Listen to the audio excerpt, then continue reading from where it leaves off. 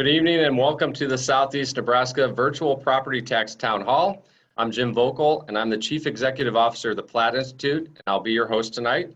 I'm joined by Laura Epke and Nicole Fox from the Platt Institute team, both also former Nebraska state senators. Our team at the Platt Institute focuses on removing barriers to growth and opportunity in Nebraska. We're a nonprofit, nonpartisan organization that works with Nebraskans from all different points of view to advance policies that help keep people more of what they earn, make it easier to start and grow a business, and to build a talented workforce in our state. The local property tax burden in Nebraska imposes a barrier in each of those areas. But in recent years, the Nebraska legislature has struggled to build a consensus that would help rein in taxes on our homes, farms, and businesses. And there are a lot of local property tax issues to discuss in Southeast Nebraska, from rising property valuation to recent proposals to raise taxes for the Lancaster Event Center and the recent rejection of a school bond in Louisville. That's where today's town hall comes in. Voters and taxpayers need to get engaged because the ball may be in your court, either at the local level or to build support for a property tax reform through a future ballot initiative. That means Nebraskans would have to work together to decide what approach would improve the tax system and generate widespread support.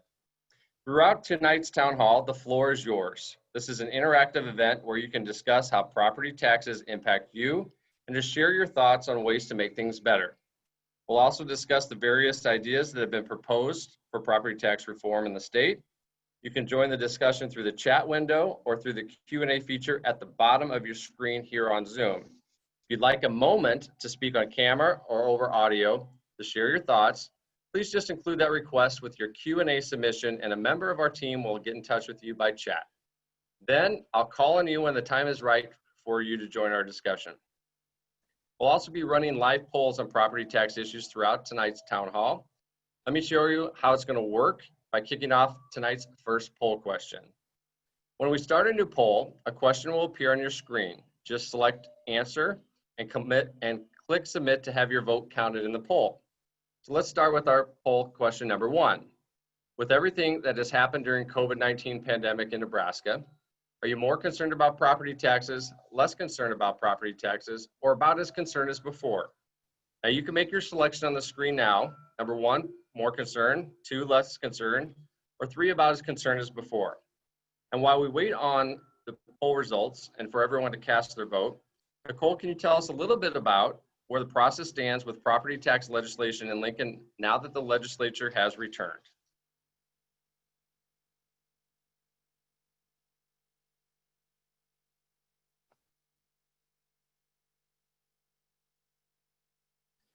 Nicole, you are on mute right now. I'm sorry. Thanks a lot, Jim, and thanks to everybody that's attending. There's a lot going on right now in the legislature behind the scenes when it comes to property taxes. And we're waiting to find out what's going to happen. Up to date, what was on the table was a bill that really looked at school spending as a means to try and rein in property taxes. It was a bill that would have increased the amount of state funding because currently in Nebraska, about 60% of our school funding comes from property taxes.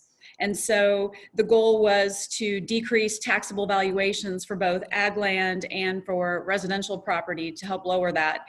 And also because taxation is how we pay for our spending, another part of that key bill is LB 1106, was to limit the growth rate for schools in their spending to 2%. Now, things have changed. That bill was extremely controversial.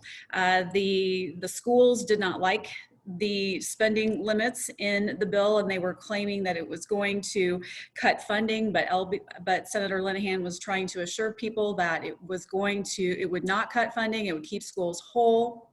But because of the fact that several of the equalized schools, urban schools, were a little bit leery, it saw didn't see the advancement that we hoped. So now there is a group of senators, 7 senators dubbed the Super 7, that are in charge of coming up with a compromise plan. And this compromise plan will also be tied to a couple of other bills, LB 720, the tax incentive bill, as well as what we call as being called the NEXT project. It's a hospital that will be built here in the state. It's promoted by the University of Nebraska Medical Center. But anyway, this will be hopefully a big compromise that will be put forth. We're waiting on amendment. We were hoping it would be back this afternoon, but we did not see it. But essentially, word on the street, or what I've learned, is that basically the property tax portion of this compromise deals with the property tax credit fund. And it will create a property tax credit fund floor, so that basically what that does is it says that the legislature must appropriate a minimum amount. So in the past, there have been years where the property tax credit fund was not fully funded due to revenue shortfalls. So this would create a floor, and then also it would rely on revenues. And so in the first year, they would dedicate another 125 million, potentially more, depending on what happens with the gambling ballot initiative. So basically, I mean, just in a nutshell, I don't know the exact nuts and bolts, but I do know that what is being talked about, it deals with the property tax credit fund. Thanks, Nicole. I appreciate it. The voting is now closed on tonight's first live poll, and here are the results. All right, 38% of you are more concerned about property taxes since the COVID-19 pandemic in Nebraska. 13% are less concerned, and 50% are just as concerned as before. Laura, you've seen the reaction on this poll question in several regions of Nebraska now. You've participated in these webinars. Why don't you give us your analysis of how this first question pans out in relationship to the other areas of the state that we've had these events so far? Sure. Well, certainly this is very consistent with the numbers that we've seen before. People are at least as concerned as they were in the past, and some are more concerned. I think the more concerned, we can probably surmise that it has to do with sort of the economic uncertainty that COVID has increased in our society. So, there's no doubt that property taxes will continue to be a big concern, and that the citizens of the state want us to do something. Thanks, Laura. Really appreciate that. So let's talk about one of the concerns on the minds of Nebraska property taxpayers, and that is rising property valuations. For a number of years, many observers thought the property tax issue was mainly a problem for ag landowners, but the Federal Reserve Bank of Kansas City found that home prices in Nebraska have been increasing at the 6th fastest rate in the country over the last decade. And I can attest personally that is translating into rising valuations, and along with it, rising property taxes for all types of property owners. Laura, Nicole, what are some of the approaches, if any, that have been taken at the state and local level to put the brakes on this trend? Well, Jim, one thing that happened last year in the legislature, a success that they had in 2019, was the passage of LB 103. And this bill was sponsored by Senator Lenahan, chair of the Revenue Committee. And she was acknowledging that, over the years, we have taxing subdivisions that aren't necessarily raising their levies, but what happens is, as you said, valuations are rising, and because of that, even though there's no change in the levy, people are writing a bigger check to state government or to their local governments.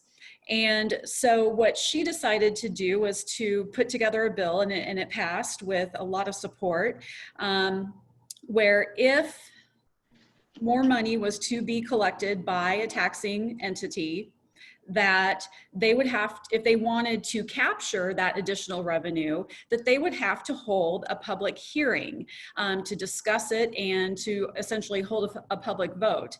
So in Platt, we supported that bill, and so yeah, that's definitely one measure that has been put forth to try and rein in some of this local or increase in property tax. Yeah, because basically what's happened across the state, and we're seeing a little bit more now in the eastern end of the state, is that political subdivisions are experiencing a windfall because of valuation increases, but they're not lowering their tax rate to offset that. And this is an opportunity when that happens for voters to have an extra opportunity at a public hearing to voice their concerns. Laura, do you have anything else to offer?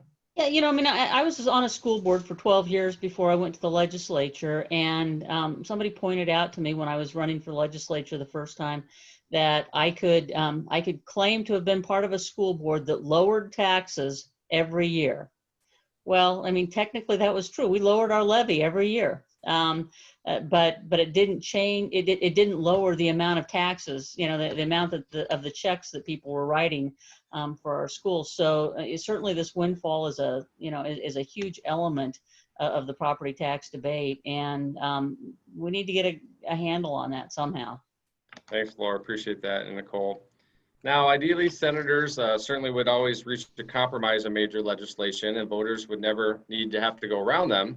But Laura and Nicole, you both served in the legislature, watched the last few sessions as well, and have seen how the sausage is made and not made. Can you tell us some of the reasons why Nebraskans are getting used to seeing gridlock on property taxes in the legislature?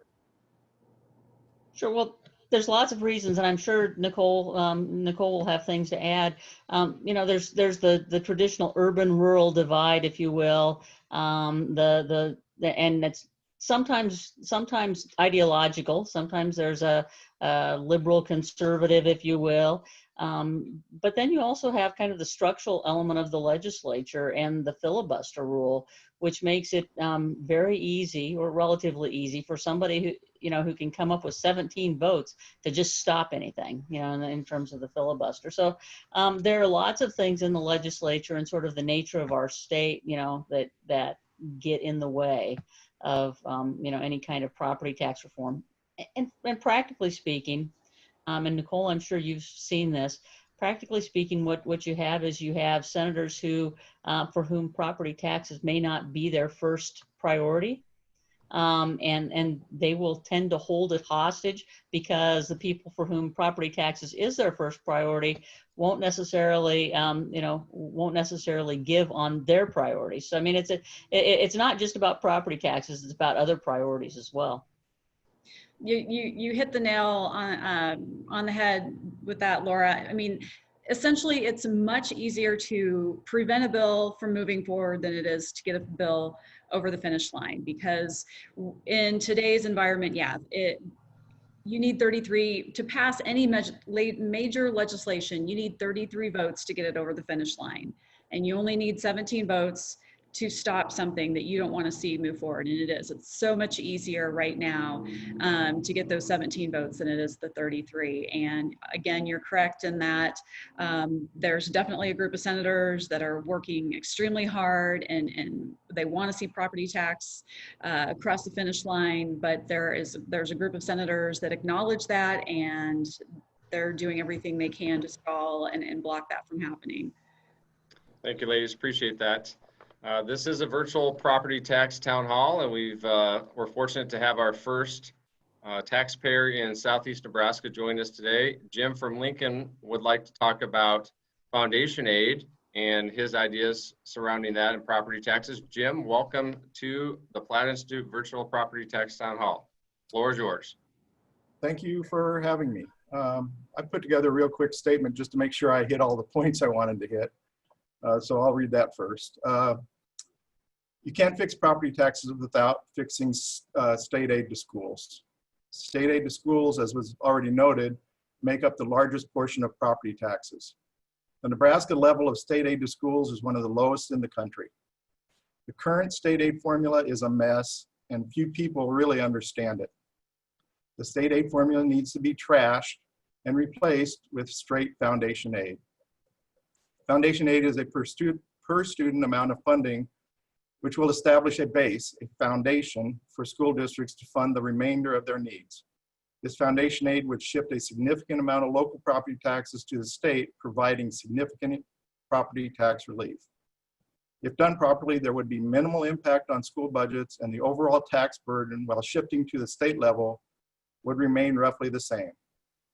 The tax shift could be funded by existing property tax relief fund and the elimination of most state tax exemptions. I'll just add a couple real quick notes. I do believe the only way this will ever work is through a petition and through a petition to get a constitutional amendment. School districts hate the fact that the legislature basically has them under their thumb and can do whatever they want to them every year. And the legislature has been very good about doing that, changing things every year. So the only way to do it is with a constitutional amendment. Further, I think this would significantly simplify things. I think you could get the administrators behind it.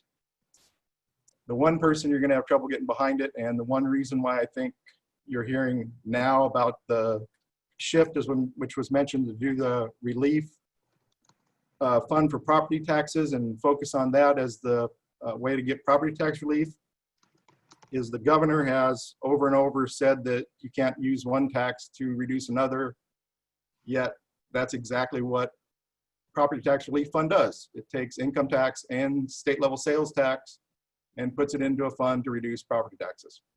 So the governor's hypocritical in his opposition to shifting taxes, but he obviously is the governor and he has the mighty pen to cancel anything that comes across his desk. Jim, thank you for joining us. You brought up so many points that I'm going to touch on that we at the Platt Institute agree on. First and foremost, we're going to talk about two of these things later on. First is, if we're going to have fundamental tax reform on the property tax side, our number one recommendation, you touched on that, is eliminating some of these sales tax exemptions. The other thing that we're going to talk about later on the program too is, are people frustrated enough that there's going to be support for a constitutional amendment or a ballot initiative to go around the legislature? And we're going to have that discussion as well. But I will say, on your point and your recommendation about foundation aid, that is the mechanism, the funding mechanism of LB 1106, which is the current property tax bill.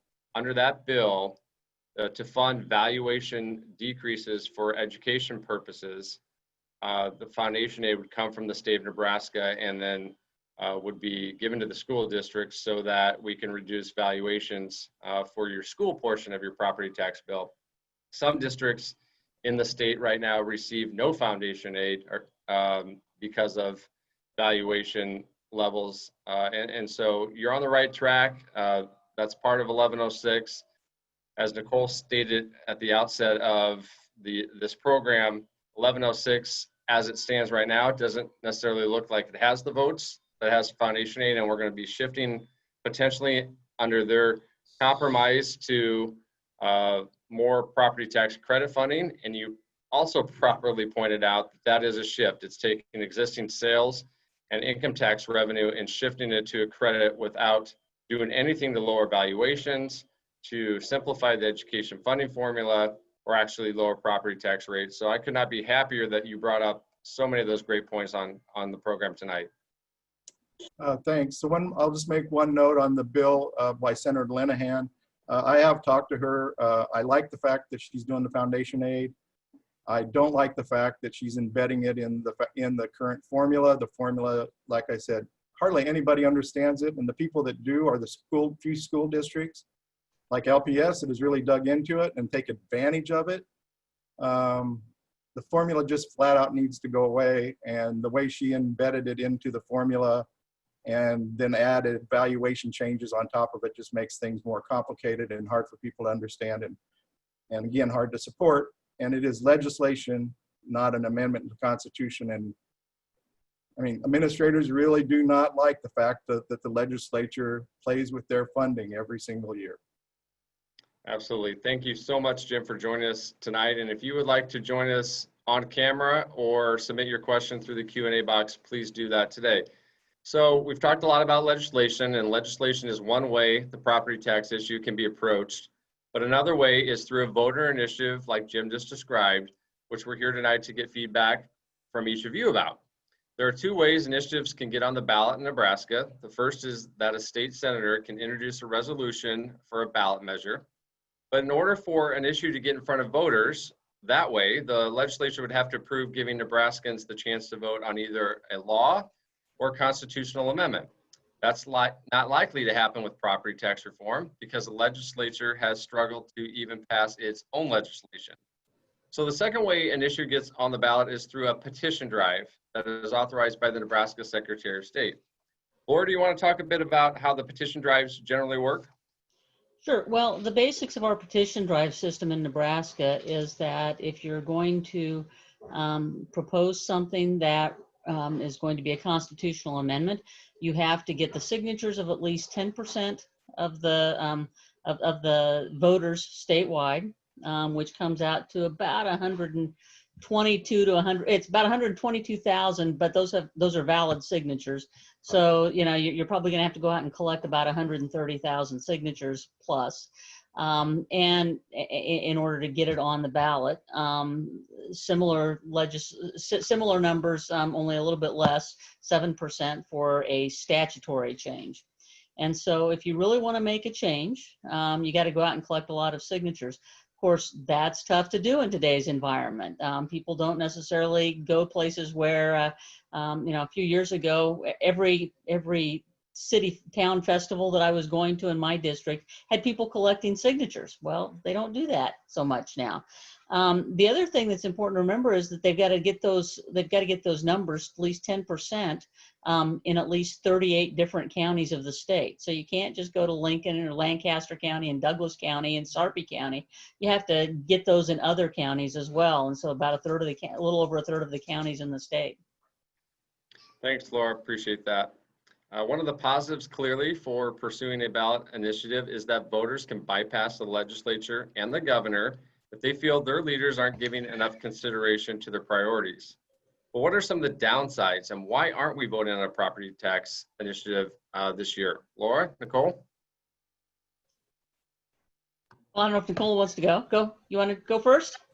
Sure. I mean, well, I think when we're talking about this year specifically, I think a lot of that has to do with the pandemic, because obviously the things like festivals and city, you know, get-togethers, as Laura mentioned, are not happening because of social distancing, and you know, just yeah, so it's really hard to get the needed signatures. But also, when you are doing a petition drive, it requires paid circulators typically, and so ballot initiatives can be extremely costly. And I would say here in Nebraska, I mean, property taxes, it's kind of a homegrown grassroots issue, unlike some of the other ballot initiatives that we've seen in Nebraska, where, you know, you get these national groups because they have a national agenda that they're trying to promote. They're promoting it, not a certain subject, not just in Nebraska, but they're also promoting it in other states. So there's, you know, a lot of motivation to get money and funding to pay those circulators. So I'd say those are two big reasons why we don't see ballot, you know, at this time, a ballot initiative being successful. Laura, I don't know if you want to. I mean, I think the other piece of it is we've seen several different initiatives over time, you know, assorted things with respect to medical marijuana or other things, or property taxes, and you have trouble finding a group that can coalesce around the same language. And so sometimes you'll have 2 or 3 or 4 different petitions out there that deal with the same general issue, but don't have the same, you know, don't have the same language. And so finding enough people who can coalesce around one single set of language, and then we'll go out and collect the signatures. That's tricky. Yeah, property taxes is a complicated issue that's tied to education funding and possibly how you fund it. And it's tough to get a consensus around that. So let's talk about some of the ideas that people have brought forward for ballot initiatives. And by the way, if you have an idea for a property tax ballot initiative, you can share it in the Q&A section. You're even welcome to chime in on camera or audio if you'd like to join the discussion. One of the issues we've discussed at the Platt Institute is eliminating sales tax exemptions in order to achieve property tax reform, as previously discussed. What do you think voters think of that issue at the moment, and what would be the challenges of deciding an issue like that at the voting booth? Laura, Nicole? Well, anytime you start talking about tax policy and deciding tax policy at the polling place, it's not without some level of risk. Part of it is whatever gets passed at the ballot box, then the policymakers in Lincoln have to figure out how to live with it and work around it. And so you want to make sure that the language is carefully drafted and you don't have unintended consequences down the line. Certainly you could find a situation where you have a ballot measure that passes and has, immense consequences for, in this instance, for instance, education, aid to cities, and that sort of thing. You could have some pretty significant blowback there. Yeah, I completely agree with what Laura had to say. I mean, it's easy with ballot initiatives when you're talking about kind of a single subject. It's easy for a citizen to vote yes or no, and it's good to allow them to vote. I mean, they feel heard, especially when they feel like the legislature is not getting anything done. But as Laura said, and I like to think of Thomas Sowell, there's the unintended consequences that we have to consider. And when you think about how right now the legislature isn't able to get property tax reform across the finish line, if there's a ballot initiative, then it goes back to the legislature to talk about the nuts and bolts and get into the weeds about how we're going to implement this and make it happen. So.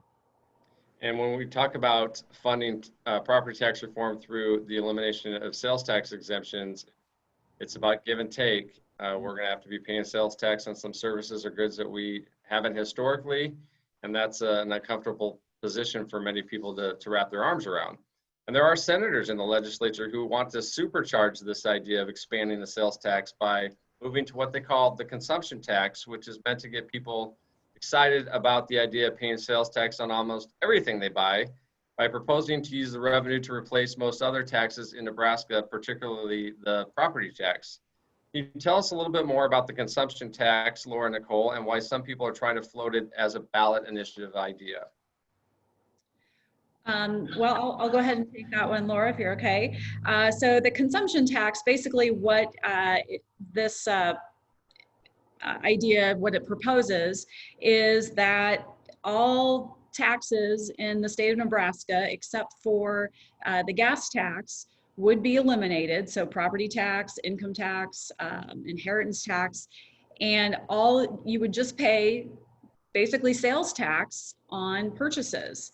And so, for some people that's appealing because it definitely is very simple. It gives you a little bit of control because you have you can choose whether or not you're going to consume and buy goods or not. This tax would only be levied on new consumption. So for example, if I decided that I wanted to purchase a car, I needed a new car. If I decide to buy a used car, then potentially I will not be paying taxes on it according to this proposal. So, there is an element of consumer choice, although I would caution based, a conversation that I have had is, well, what happens when you have an expenditure that you have no control over? So for example, if something happens, say I buy this car and then it needs to go to the shop and requires a costly repair. If I have, a lot of times people aren't necessarily budgeting for expensive repairs, and then you're talking about paying a tax on that too, that increases the cost even further. One thing I didn't mention is because of the fact that this proposal eliminates so many taxes, definitely the tax rate that you would be paying on goods would be probably in the double digits. And so for some people that causes some pause. Laura, I don't know if you want to. Yeah, no, I think that you got a lot of the points. I mean, I think it's important to realize that practically speaking, one of the concerns that many people have about this, intuitively it feels good. Okay, we only pay one state tax, right? And you don't have to figure out, okay, who am I going to write checks to this year? You pay for it at point of service, and that's it.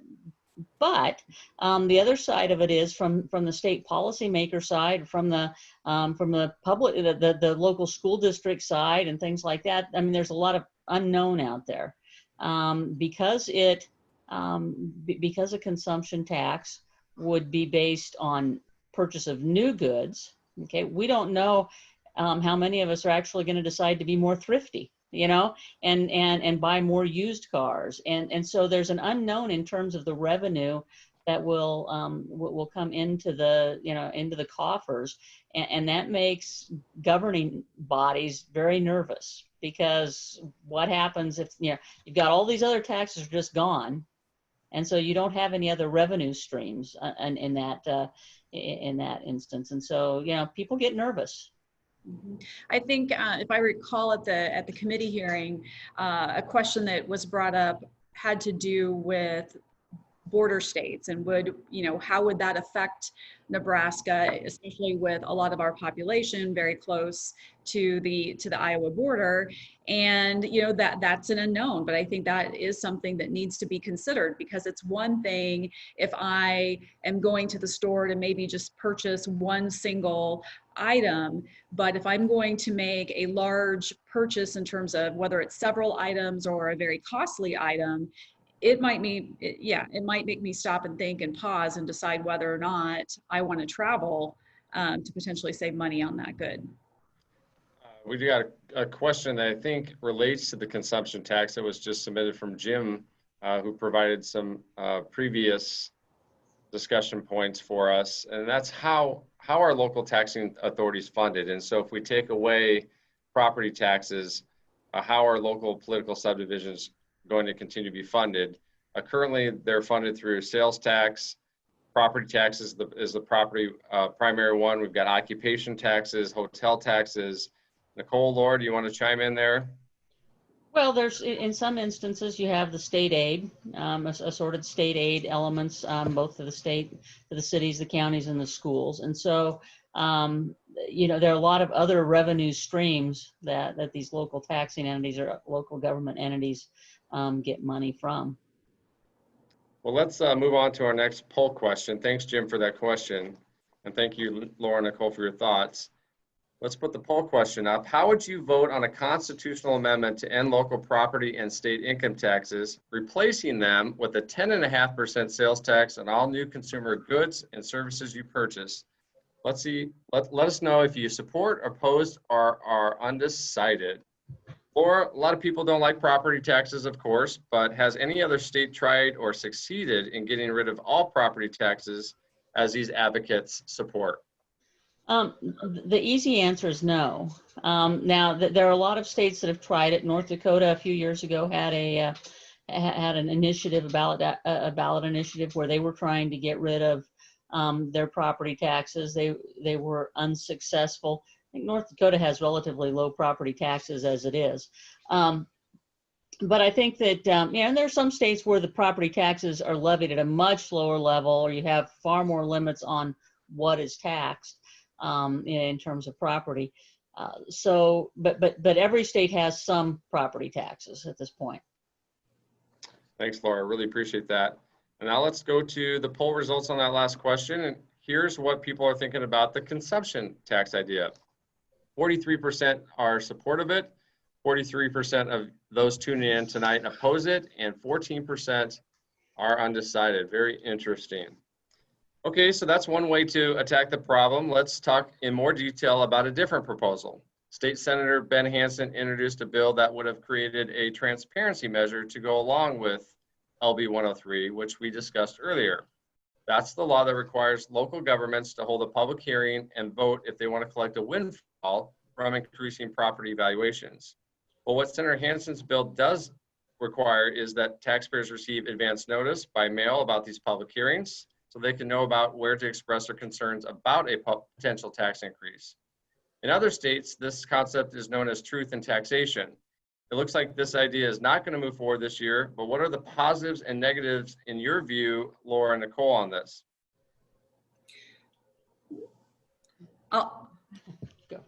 Okay. Well, I mean, so yeah, truth in taxation is an element that would be added on, or language that would be added on to LB 103 to give it some more teeth. And essentially, kind of reviewing again, we talked about LB 103 earlier. LB 103 would require that if local taxing subdivisions are going to capture the windfall, the extra revenue, even though, say, a levy was not increased, but a valuation went up, that extra revenue, they have to have a public hearing. Well, luckily, those of us here tonight, we are very engaged.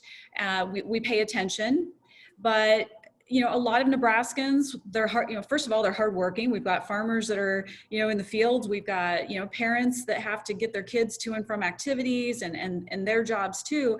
And so sometimes it's hard to stay on top of everything that's going on with all of these different taxing subdivisions. I mean, if you look at your valuation notice, there's probably 8 or 9 different taxing subdivisions. So to stay on top of that is hard. So what Truth in Taxation does is it says, okay, what these entities have to do then is, if they're going, if there is a windfall to be captured, not only do they have to have a public hearing, but they have to send notice to residents or constituents saying that a public hearing is going to be held. And so, if you're somebody that's not really paying attention, but then all of a sudden you get this mailing saying your taxes are going to be going up and there is a public hearing, you're going to be more likely to attend. So definitely, that is a pro, and it's definitely a transparency measure. What I would say, looking at some of the states, well, okay, so to that, obviously, people that are concerned about their taxes going up are going to be more engaged. Now, of course, when I was at the hearing to testify, there was pushback from local government saying, well, that's going to cost too much to do those mailings. There's no way, you can expect us to do that. So there was some pushback. I would say, and Laura, I don't know if you've read this, but I do know that this is a law that passed several years, maybe 30 years ago in Utah.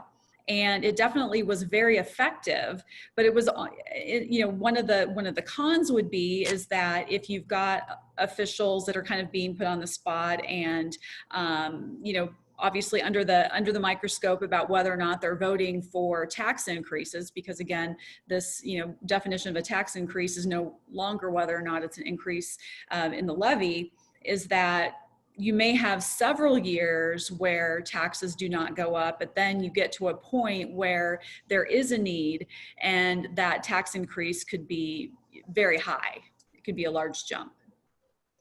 Yeah, the concept of the truth in taxation, I think, is a solid one from a transparency standpoint, and how it gets managed, I think, is worthy for discussion. When I was on the school board in Crete, small town, and Jim, you probably had this similar experiences on the city council, but we would have our annual budget hearing and tax hearing, and I could count in 12 years. I could count on probably my 2 hands how many people ever showed up, aside from the press, our local paper, that ever showed up for our tax and budget hearings. It's probably a little different in the urban areas, big city councils. But if a school board is the taxing entity that gets the most money and nobody is showing up, the message that it sends to the policymakers is, yeah, that's cool. And part of the problem is that, our school board meetings were in the evening at 6 o'clock or 6:30 in the evening. But many school boards meet during the day, especially in the larger cities. Many city councils meet during the day. And so it's not convenient for the general public. So, if I had my way on this, and it wouldn't just be for the school board, but let's think big, that every taxing entity would have to submit to the county treasurer by a certain date, what date their tax hearings would be, and location and place, and then the county treasurer would send them out for everybody in the whole taxing entity, so that everybody has an opportunity to weigh in on all of these things if they're really that concerned about it. Thanks, Laura. Appreciate that. Let's see how this approach fares in our next poll. And let's launch poll number 3. How would you vote on a ballot initiative requiring taxpayers to be provided by notice by mail of all public hearings where property taxes may be increased. Let us know if you support, opposed, or are undecided. Nicole, you testified for us on truth and taxation in the legislature. What are some of the reactions that you've heard so far? Well, I mean, I think that those that understand the property tax issue, of course, are very, very supportive. And I think first of all, when LB 103 passed, a lot of people had this aha moment because, again, the thinking was, tax increases are defined by an increase in the levy. But of course, like I said, when I was at the hearing, there was a lot of pushback by local taxing subdivisions saying that this is impossible. You can't expect us to do this. So, of course, they're not going to want to be put on the spot. And they don't want to have to say no to what I'm going to call easy revenue. So that was pretty much the feedback that I've heard thus far. Thanks, Nicole. Let's take a look at the results of our last poll, and I think we've got a question in our Q&A that we can address. 57% of you say that you support the truth and taxation notice that we've talked about in the process. 29% oppose, and 14% are undecided.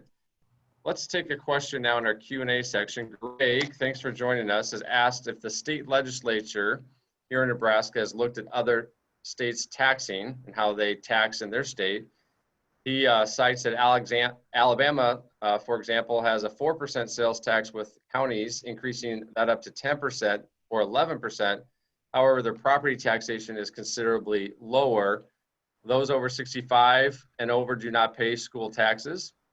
And he also mentions that Nebraska's current tax status is harmful to growth in the state and its citizens. I think what he's talking about here is that they give their counties the local sales tax option, which is something that we have discussed as an option on a local level in lieu of higher property taxes. Nicole or Laura, do you want to talk about Greg's thoughts?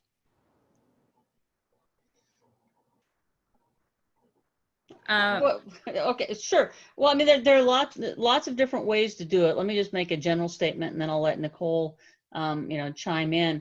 Many states tax things differently, and they tax based in large measure on how they started things, back in the day, and a lot of it has to do with what their resources are. I mean, I was told at a conference during my first or second year in the legislature that the thing you have to remember is that states tax the resources they have available to them. And, unfortunately, when we set things up in Nebraska, the thing that we had available to us was land and property. And so that's why we set it up to tax that way. For many years, that was a primary tax that the state collected, back in the 60s, I guess, when we had this grand compromise and the state quit collecting property taxes and went to the income and sales tax. But I don't know, Nicole, you want to toss in there? Yeah, I mean, that is it's a good question, and the answer is extremely complicated because no two states are alike. And I would say, just looking at, for example, sales tax, we have a state sales tax, but then there is, yes, the option for more local taxes, whether it's, city or a county. But the other thing to keep in mind is that when you're in Lincoln, there's all kinds of groups that don't want to be taxed. I think, Laura, you say it a lot, don't tax you, don't tax me, tax the guy behind the tree. And so the Platt Institute has been very vocal about the idea of expanding the sales tax base because, again, our sales tax was implemented back in 1967, I believe. And at that point, Nebraska's economy was very much a goods-based economy. And over time, our economy has become more of a service-based economy. And so we have a lot of services that if we, utilize services that we're not paying taxes on. So for example, if I decide that I enjoy the outdoors and I like doing my own lawn care, mowing my own lawn, if I go and purchase a new lawnmower, I'm going to pay sales tax on the lawnmower. But if I decide that I'm just too busy and I've got the ability and I'll just pay a lawn care service to mow my lawn, then I don't pay tax on that service. So that's just one example of, an opportunity that we, if we could take advantage of the ability to expand the sales tax base, we could potentially lower sales tax rates, or, we would have, a lot more flexibility to help solve some of our tax problems in the state. I think, Greg, it's an option that's out there that we have provided as a policy solution in our Get Real About Property Taxes, which can be found at platinstitute.org, and that's giving cities or counties that local option sales tax in lieu of, instead of raising or funding government through property taxes. And then certainly Nicole has properly talked about expansion of the sales tax base is another option as well. And we saw this right now, or recently in Southeast Nebraska and Beatrice, with the funding of the criminal case down there. Beatrice 6, thank you, Yeah. Laura. Instead of raising property taxes, they instituted the sales tax option. All right, we've talked about a couple ways to change the law so property taxes are either more limited or are replaced with other kinds of taxes. There are plenty of Nebraskans who think for tax reform to be meaningful, changes to government spending have to be part of that mix. But Laura and Nicole, you've been in the legislature, you've watched it as well the last few sessions. That's easier said than done, correct? Mm-hmm. Absolutely. All right.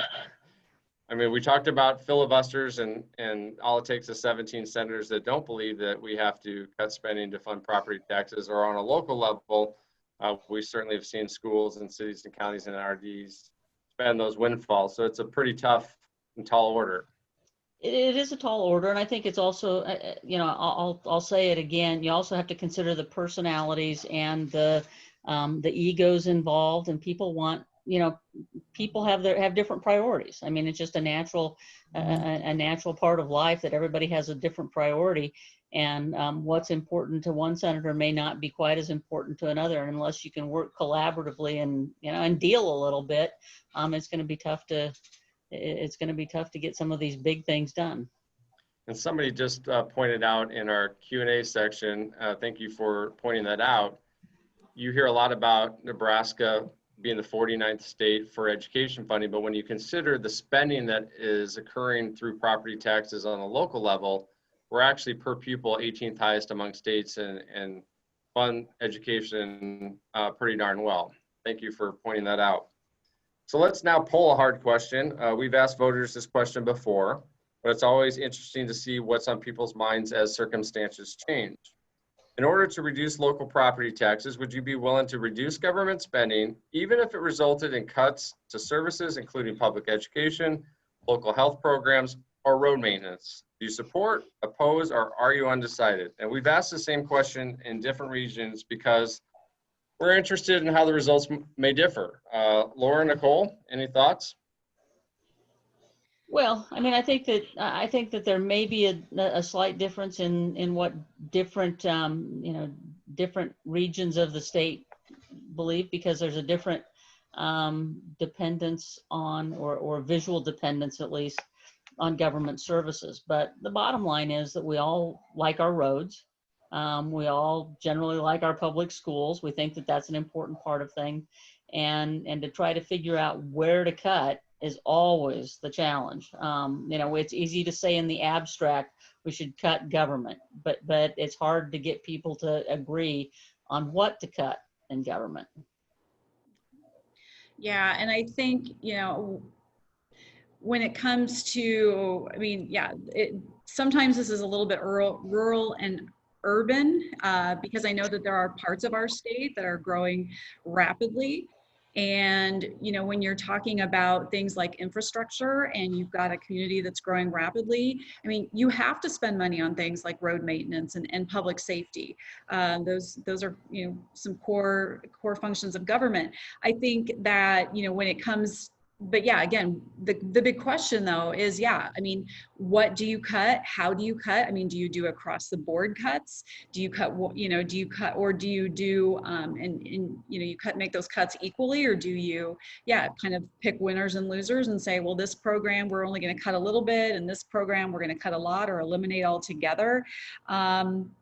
So yeah, and I think too, I mean, when I think about Nebraska, I think about, you know, the quality of life and what people are moving here for. And it is things like our public schools and the fact that people think that Nebraska, you know, is safe. It's not a big city, or it's not like some states with lots of big cities with tons and tons of crime. So, I mean, yeah, everybody has a different priority as to what's important to them. And so just like the property tax issue in terms of school funding and such, I mean, when it comes to the spending equation of property taxes, or, you know, as a means to help lower property taxes, it's just as hard to find consensus. All right, let's see those poll results. We're now going to take a look, and 57% of you say that to reduce property taxes, you'd be willing to reduce government spending. 29% oppose, and 14% are undecided.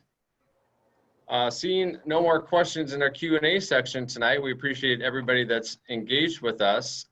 We've had a great discussion here tonight, but before we go, I wanted to check with those in attendance to see how our conversation has shaped your perspective about what ought to happen in Nebraska in the years ahead. So here's our final poll question of the evening.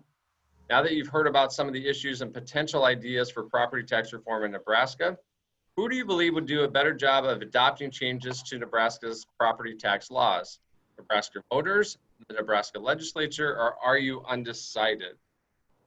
Give you a few moments to cast your vote. All right, here are your results.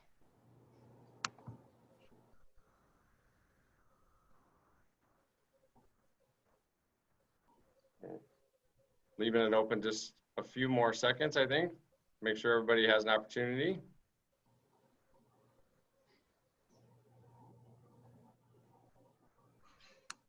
All right, let's see what those results look like.